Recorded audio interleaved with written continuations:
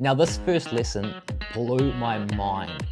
It felt like I was wielding an axe and swinging it straight over my shoulder and chopping straight down on the golf ball. But this was the result right here.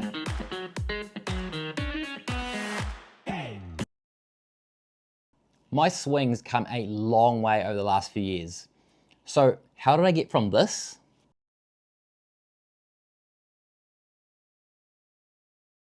to this?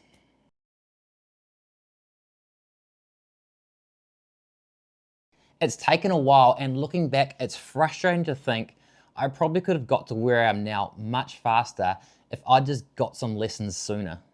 When I first started out on this golf journey, I thought I knew. I thought those tips on YouTube were going to solve my problems. I knew what I needed to achieve. I knew what a good swing looked like, but actually doing it, turns out fixing one area of my swing in isolation just compounded other swing faults. What I needed to be feeling in my swing was in some cases the exact opposite of what I thought I needed. In this video, I'm going right back to the beginning. Not complete beginning, but this guy right here, a 13 handicap. But believe it or not, this swing actually got me to a 9.9 for one fleeting moment in time.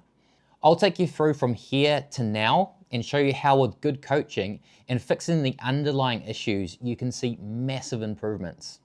Right now, I'm playing off a 7.6 and trending down. Ultimate goal, of course, is plus figures.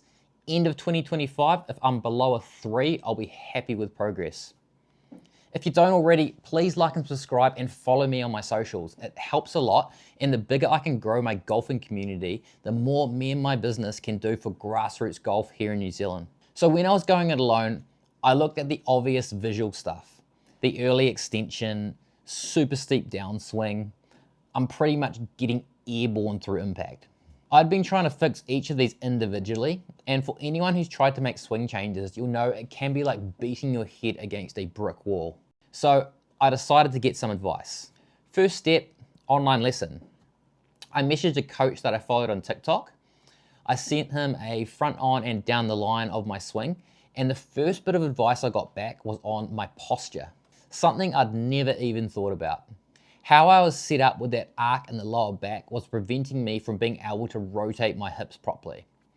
If your setup and posture is off, right from the start, your body's going to make further adjustments and compensations to allow you to hit the ball properly. So lesson 1 was a better foundation to start from. The best way for me to feel the correct posture was imagining a low fence and leaning your upper body over the fence without touching it. This gets that natural relaxed curve of the back and takes out that lower back arch. My super tight hip flexors definitely weren't helping. First week felt like I was really squeezing the core and using the glutes to hold the posture. But after then it came naturally. Now I have to actually think about it to set up in my old posture. That's phase 1. Easy. Next step was a whole lot harder. Online lesson number 2, arm structure. This trail elbow flying out in the backswing. I needed to rein it in, keep it more connected. And the drill was a small ball in between the arms, a pretty classic one. I got an actual swing trainer for this one, and all I was trying to do was reduce the flaring out and get it moving the other way through the transition. It's not so much the disconnection, it's this little movement here.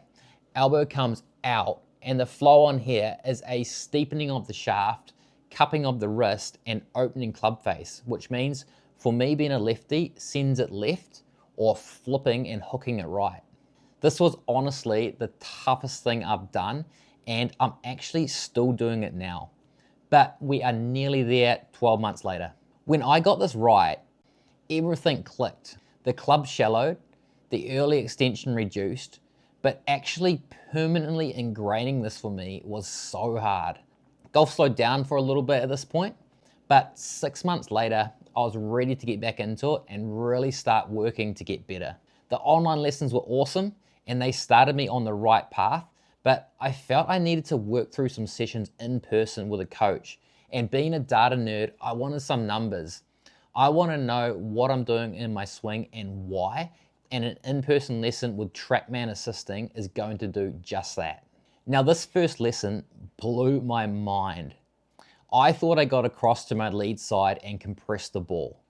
I wasn't even close. My 7-iron was about 2 degrees down angle of attack. I wasn't moving back over to my lead side enough at the top of the backswing, and what pressure I was shifting back across, I was doing it too late. This is at the beginning of the lesson, and this is with the correct lateral shift back to my lead side. It's not much, but the difference in feel was crazy. This honestly felt like I'd shifted so far forward I wouldn't even be able to hit the ball. This is where coaching is so key. I would never have made this change myself because to do it just feels so wrong. So that was the first part. The second part was my swing path. This was already into out. I was trying to hit draws, but instead I was getting stuck and hitting push slices. TrackMan had me about 5 degrees into out. Now, if you shift your center of mass forward, this is going to move the swing arc forward and swing out for me more to the left. Now I was hitting balls at 12 degrees into out. They were going a mile left. So the weight shifted, but I can't play golf like that. Club face needs to shut down and swing path needs to be neutralized. Now this is where the feel versus real really started messing with me. To get the swing path back towards neutral, I needed to feel the other extreme. Again, without being physically moved by a coach and without seeing the data, I never would have got to this position myself. The feel was a twisting of the wrists and forearms at the top of the swing to shut the face down. How this was explained to me at the time was to think of wringing of a towel, external rotation of the forearms closing the face. Now, the swing feeling was over the top, and I mean like way over the top.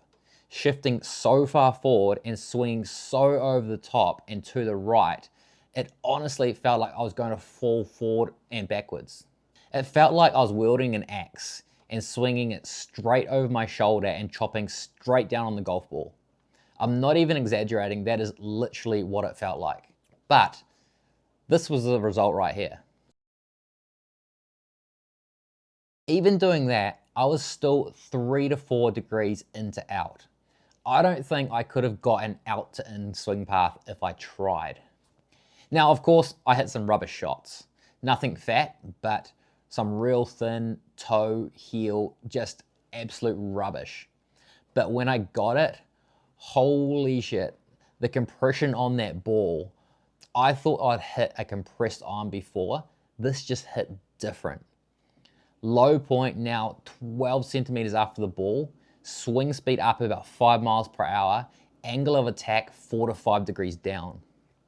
For so long, I've been practicing myself ingraining the wrong movement, trying to manually shallow the golf club and swing out to the left. But because of my weight shift and the body positioning, when I had it corrected, it was way overdone. The feel I needed was the exact opposite. Steep and over the top feel made me shallow and on target. Something I wouldn't have discovered without coaching. Now, can you see a trend here? Get a coach, actually improve. That was the lesson. Now I just needed to go ingrain this, and man, this really messed up my golf game for a few months.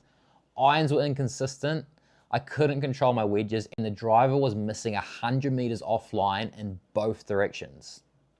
It was terrifying for a while there, but if you're wanting to really improve and you need to make big swing changes, you just need to accept that you're going to go backwards for a while. The important thing here is to make sure you know and understand what you're trying to do and you're practicing it correctly. You don't need a lesson every single week, just feedback and monitoring to make sure you're not messing anything else up. I didn't have an actual lesson for a month or so after this. There wasn't any point until I'd solidified this new swing pattern. Finally, it all started clicking. I had found a feel. I could shut the face down closed, rotate like crazy, and was hitting solid, punchy little pull fades all day long. So let's recap. Number one, my posture was out. Nice rounded back meant my hips were able to actually move properly in the swing, and this formed a solid base to work on my swing. Number 2 was my trail elbow. Flared out in transition, this caused me to be steep in transition and led to inconsistency with my ball striking. I am still working on this, but initially a ball or connection trainer helped rein it in. More recently, I'm feeling the weight of the club naturally drop behind me at the top, and this helps move the trail elbow inwards. This is a bit more complex, but stay tuned for more videos on this issue and my swing fixes. Number 3 was my weight shift. It needed to come back across to my lead side earlier and much more of it. This was moving my low point after the ball and allowed solid compressed shots. Number 4 was closing the club face down.